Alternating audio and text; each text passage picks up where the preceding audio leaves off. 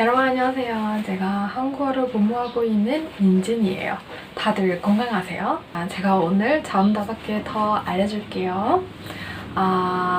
지난날에 자음들도 공부했죠? 그 영상을 아직 못 본다면 찾아가서 봐주세요.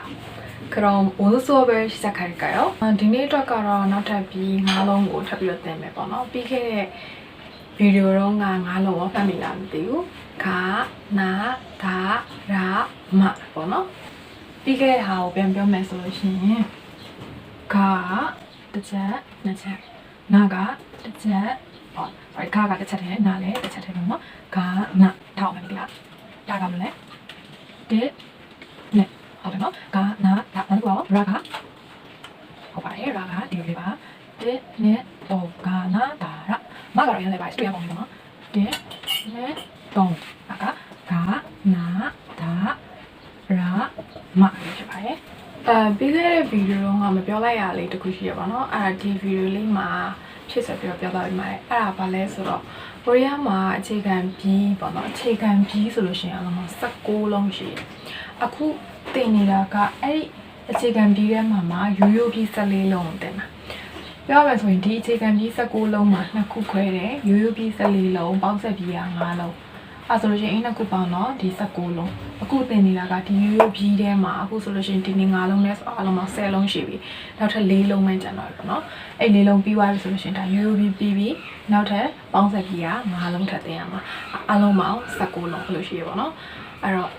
တချို့မသိမှာဆိုလို့ဖြည့်ပြီးတော့ထပ်ပြောပြပေးတာပါဒီနေ့ထပ်တင်မဲ့ပြီး5လုံးကတော့ဘာသာအကြချလို့ပဲဖြစ်ပါတယ်ဘာသာအကြချပေါ့နော်အဲ့တော့ဆွဲချက်တွေရောမှတ်မိသေးလားမသိဘူးကိုရီးယားစာမှာဘယ်ဟာကိုပဲရေးရေးဆွဲချက်ကဒီအတိုင်းပဲပေါ့နော်ဆွဲချက်လေးကိုပြန်ပြီးတော့ပြောပြပေးပါမယ်ပထမတစ်ချက်ကပြောရမလို့ပြပြီလားဘယ်ကနေပြီးတော့ညာအောင်သွားတာကတစ်ချက်그리고အပေါ်ကနေပြီးတော့အောက်ကိုသွားတာကတစ်ချက်နှစ်ချက်ပဲရှိပါတယ်မှတ်မိပါနော်ဗီဒီယိုရမ်းရှည်သွားမှာဆိုလို့မြန်လေးပဲရလိုက်တော့ပဲပေါ့နော်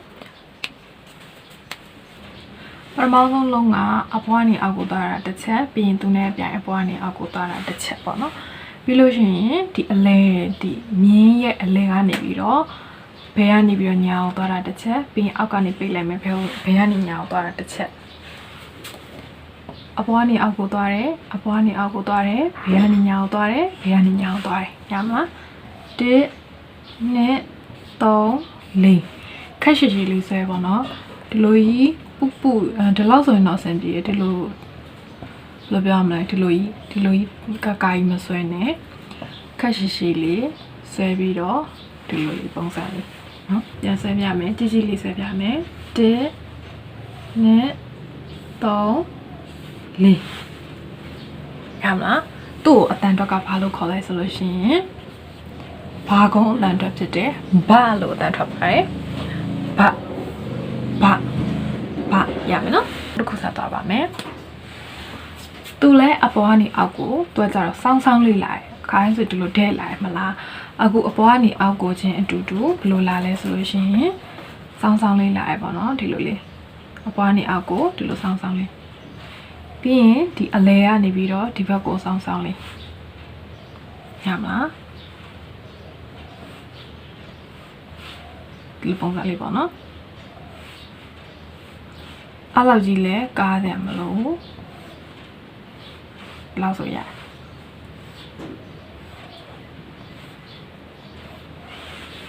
ဒီမှာလေရမ်းမလာတော့နည်းနည်းတော့တိခတ်ပါတော့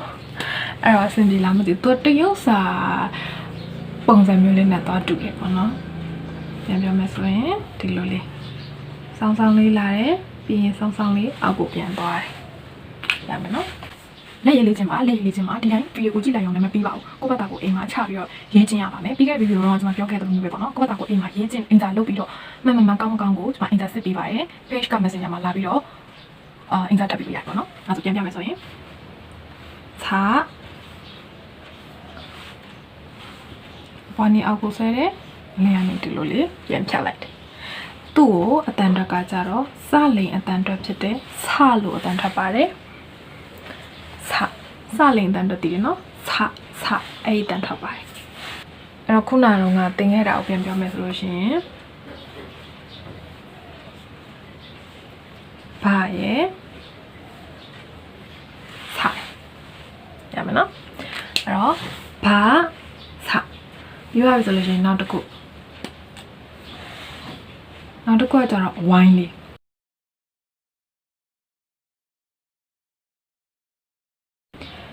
သူကလည်းအဲ့လိုပဲ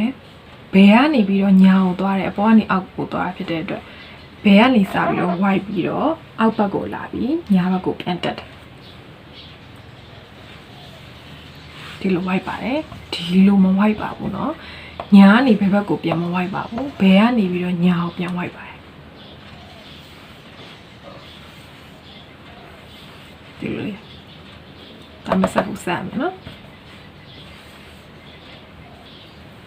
ပြန်ပြမယ်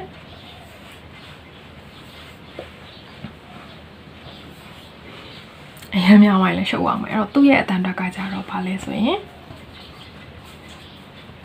အဲ့တော့အခုပြီးသွားတာကဘာစအပေါ့နော်နောက်တစ်လုံးသွားပါမယ်နောက်တစ်လုံးကကြတော့ဘယ်ကနေညာအောင်သွားပြီးတော့တစ်ဆက်ထဲအပေါ်ကနေအောက်ကိုဒီလိုတစ်စောင်းလေးလာတယ်ပြီးရင်အလဲကနေပြီးတော့တစ်စောင်းလေးပြန်ပြီးတော့ဟိုဘက်ကိုပြန်သွားတယ်။ညာမှာသူကစကိုဒီဘက်အမီလေးတက်လိုက်တဲ့ပုံစံမျိုးလေးဖြစ်သွားတာပေါ့နော်။ပြန်ပြောမယ်ဆိုရင်ဒီလို down ပုံစံရေးလဲရတယ်ဒီလိုထိတ်ကလေးကိုဒီလိုအဲ့လိုဝိုင်းလေးပုံစံမျိုးခောက်ဝိုင်းလေးပေါ့နော်အဲ့လိုပုံစံမျိုးလေးရေးလဲရပါတယ်။ညာမှာသူ့ရဲ့အတန်တက်ကဂျဖြစ်ပါတယ်။ခေါင်းငယ်ရပ်ပစ်ဂျညာမှာဂျ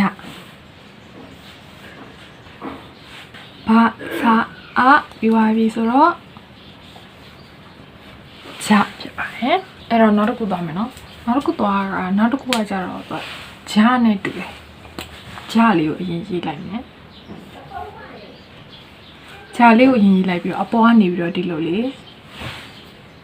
အဆက်ကလေးတင်လိုက်တာအဆက်တော့မဟုတ်ဘူးနော်ဒီလိုချောင်းလေးတင်ပေးလိုက်တာဟုတ်တယ်နော်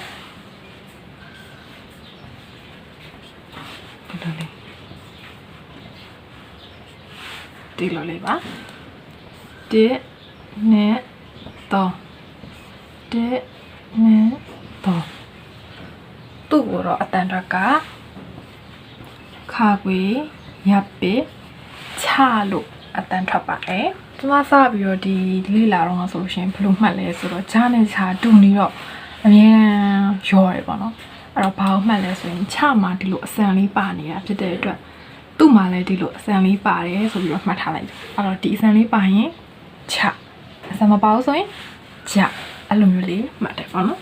အဲ့တော့ဘာသာအားကြချဖြစ်ပါတယ်ဘာသာအားကြ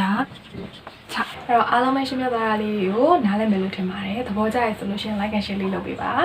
YouTube နဲ့ page ကိုလည်း subscribe နဲ့like လေးလုပ်ပေးဖို့တောင်းဆိုချင်ပါတယ်အင်စာထပ်မယ်စာမေးမယ်ဆိုလို့ရှိရင်เนาะဒီ Facebook page ရဲ့ Messenger မှာလာပြီးတော့ထပ်ပြီးမေးလို့ရပါတယ်그럼 오늘은 여기까지입니다 다음 영상에서 만나요 안녕